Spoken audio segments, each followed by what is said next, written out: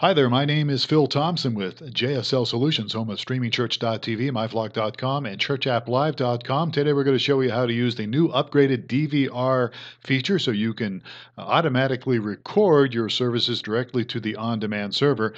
First thing I'm going to do is show you how to manually use it, and then you can fast forward to the video and see how to use the auto part. But let's go to streaming management, and after you've logged in your admin control panel, of course, streaming management, event admin. Let's go to service times first because you want to make sure you have your service times set up and correct. In this case, we're doing Sunday morning at 9:15. We're in Mountain Time Zone. You have daylight savings time as an option. We don't have that, and you can edit here. If you want to add additional services, just click Create Service, New Service here, and you can do multiple services for set up your service times to do that. We're happy here, so let's go back to Event Admin and go to DVR Record. So first, let me show you how to use the manual version of this, and this needs to be set up as you would see it without the auto. So you're going to get here and you're going to see this DVR panel. And again, I'll show you auto in just a moment. You can fast forward. So to manually start this and stop it, all you have to do is know that you have a default date here in the file name. The extension is .mp4. You can change the name of the file to anything you pretty much want, as long as you don't use as long as you don't use special characters and you don't want to have spaces in there. But what's most important is there always has to be a .mp4 extension here, so always make sure that that is the case.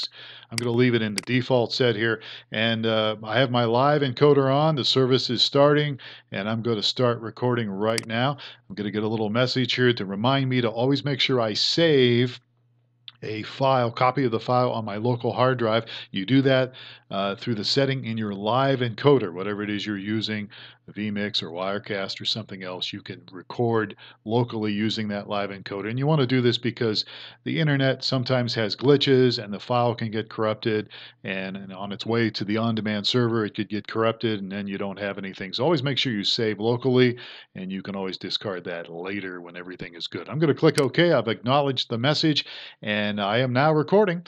And whenever I'm ready to stop recording, I just click stop, and that is it.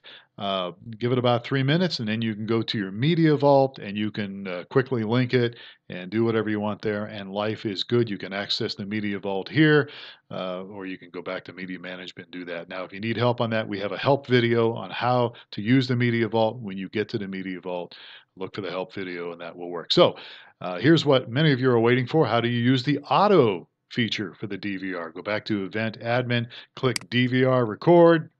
And I want to set things up automatically so I don't have to keep doing this every time we have a service, right? So auto recorder, yes, I want to do that. I'm going to get a new drop down here, and the service I already set up Sunday morning at 9:15 Mountain Time is ready to go.